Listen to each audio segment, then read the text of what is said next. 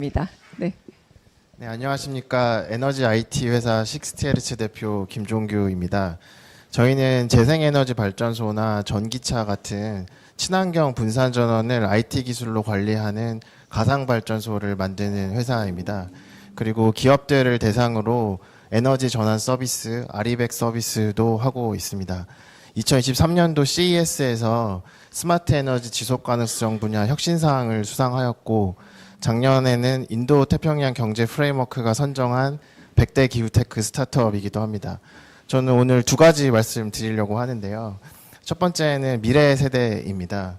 에너지 전환이라고 하는 것은 사실 세대 간 불평등 문제와 매우 긴밀하게 연결되어 있습니다.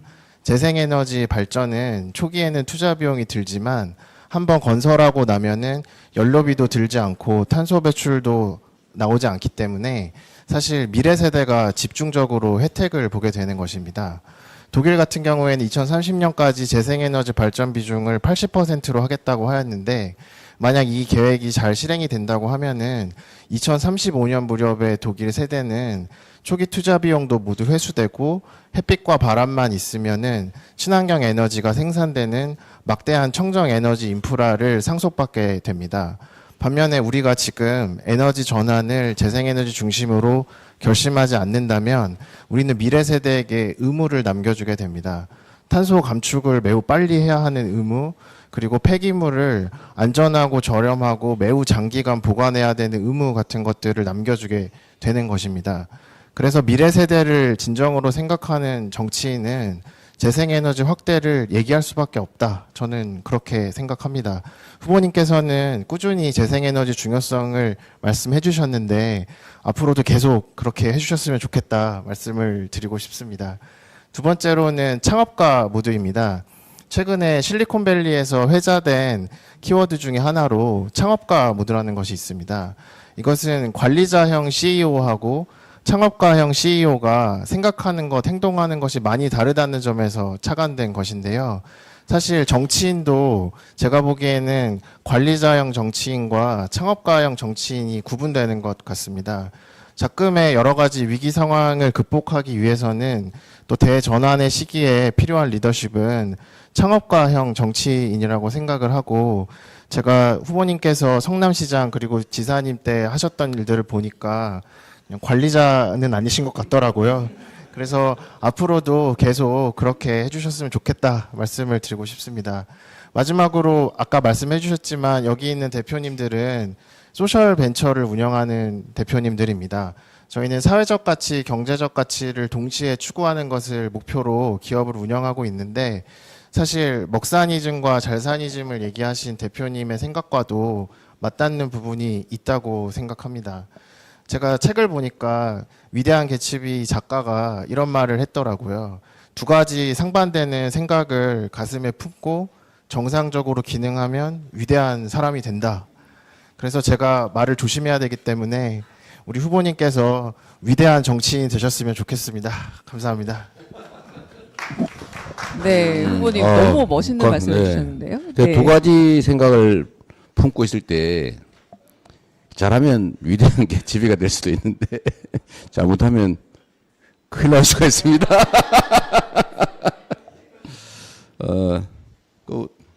그 얘기는 한번 해주시겠어요? 가상 발전소를 연구, 운영 뭐 이런 걸 하시는가 본데, 그 일부에서 전기가 재생 전기가 따로 있고 원전 전기 따로 운영되는 줄 아는 사람들이 있어요. 나중에 좀 설명 한번 해주세요. 제가 하면은 또 거짓말을 걸 가능성이 있어서. 한번 먼저 하시죠. 전기랑 다 섞이는 거다. 그리고 여기가 아리백 건물인데, 제가 들어오면서 물어봤거든요. 이거 자체 생산으로 도저히 이걸 다 감당이 안 될 텐데, 그래서 어떻게 재생에너지 100% 건물이라고 할 수 있냐. 근데 탄소 배출권을 구매해서 하고 있다는 건데, 이제 요 얘기를 하면 일부에서 그 전기가 재생에너지인지 아닌지 어떻게 하나 이럴 가능성이 있잖아요. 그때 간단히 설명 한번 해주십시오.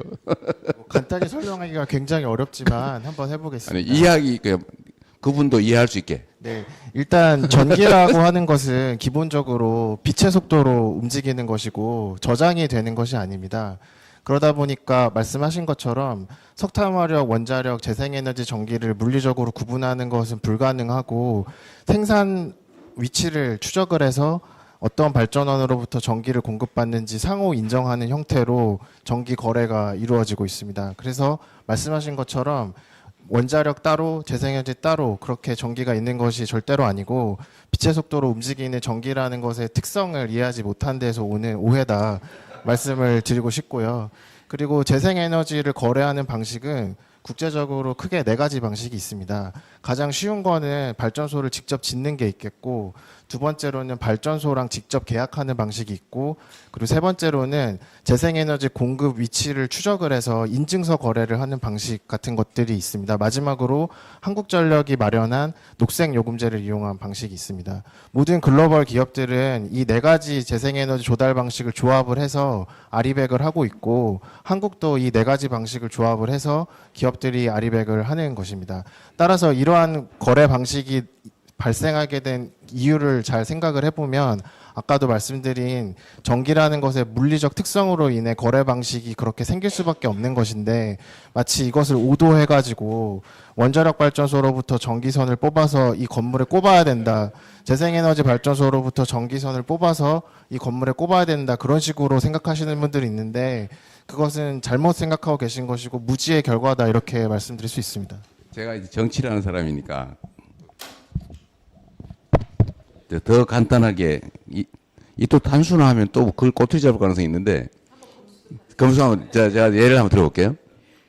수돗물은 한강물을 원수로 한 수돗물 또는 그 금강을 원수로 하는 수돗물이 계통이 달라, 그죠?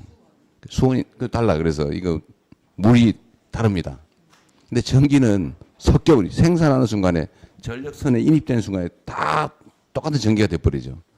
구분이 안 되기 때문에 아까 말씀하신 대로 대한민국의 재생에너지가 9%가 생산이 된다. 그럼 9% 분량만큼을 거래하는 거죠. 양으로 하는데 추상적이죠, 그러니까. 그래서 그거를 그 중에 9% 중에 내가 1%를 쓰겠다고 하면 그 추가 비용을 주고 그걸 쓰는 걸로 치는 거죠. 예. 근데 그게 꼭 그 재생에너지 라인이 별도 있는 건 아니에요, 그죠? 맞습니다. 저희가 아까 그 언급하신 4개 중에 세 번째 방법으로 특정한 곳에서 나온 재생에너지를 구매한다라는 조건으로 산 건데요. 저희는 제주 한전 전선이 들어오는 맞습니다. 예. 어쨌든 그걸 좀 이해하라고 한번 해봤고요. 가상 발전소도 사실은 이해를 잘 못하는 경우가 있는데, 그것도 아주 간단하게 대중이 이해할 수 있게. 이게 사실은 재생에너지 사회에 제일 중요한 게 그 에너지 저장 시스템하고 가상 발전소잖아요. 이 두 가지가 핵심인데 간단하게 알아들을 수 있게 아무 설명 한번 해주세요. 네, 기존의 석탄화력이나 원자력 중심의 세상에서는 큰 발전소가 몇 개 있는 상황이라고 말씀드릴 수 있는데, 재생에너지나 전기차 같은 것들이 중심이 되는 세상에서는 작은 발전소가 굉장히 많이 있게 됩니다. 그래서 이것들을 효율적으로 관리하기 위해서 IT 기술을 활용을 해서 이 발전소들을 연결하고 관리하는 기술들이 나오게 되는데, 이것이 가상 발전소라고 하고, 이 가상 발전소는 작은 발전소들을 모아서 발전량도 예측해주고 에너지도 저장해주고 그런 서비스를 하는 업으로 해외에서는 굉장히 유망한 사업 분야로 발전하고 있습니다. 따라서 에너지 전환 과정에서 발생하는 여러 가지 문제들은 기술로 극복할 수 있고, 선진국에서는 그런 사례들이 이미 있는데 너무 두려워할 것이 아니라 저희가 더 빨리 전환을 가속화해야 된다 생각하고 있습니다.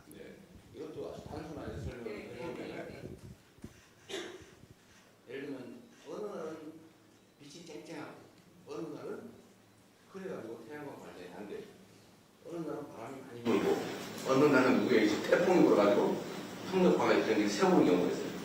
이게 쪼말쪼말단 말이에요.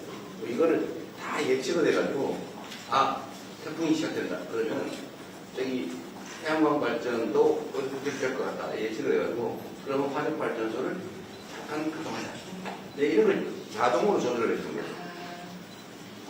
이거 가상 발전소 맞습니까? 맞습니다. 그리고 제가 독일에서 좀 살다 왔는데 그때 유럽에서 재밌는 일이 하나 있었습니다. 무슨 일이 있었냐면은 일식이 있었습니다. 네, 일식이 있었는데 일식이라고 하는 거는 유럽 전역의 태양광 발전소가 동시에 꺼지는 극한적인 상황이지 않습니까? 근데 그때도 유럽에서는 블랙아웃 같은 게 발생하지 않았습니다. 따라서 미리 대비하고 관련 산업이 육성이 되고 서비스가 준비가 되면은 이런 문제들은 극복할 수 있는 문제인데 너무 과장된 위기를 조장하는 그런 것들이 있는 것 같습니다.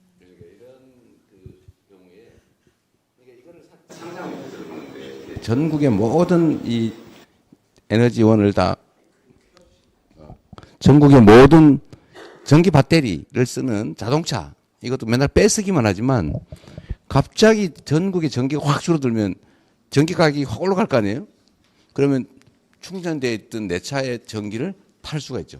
꽂아가지고 비싸게. 지금 전에는 200원에 내가 충전했지만 400원에 팔 수 있는 상황이 되면 그 400원을 파는 거죠. 근데 이게 한 대면은 말이 안 되지만 이게 수백만 대가 다 연결이 돼 있으면 그 순간에 충전하고 있거나 놀고 있는 전기차에서 뽑아서 파는 시스템이 자동으로 만들어지는 그런 거를 가상발전소에서 통제하는 거죠.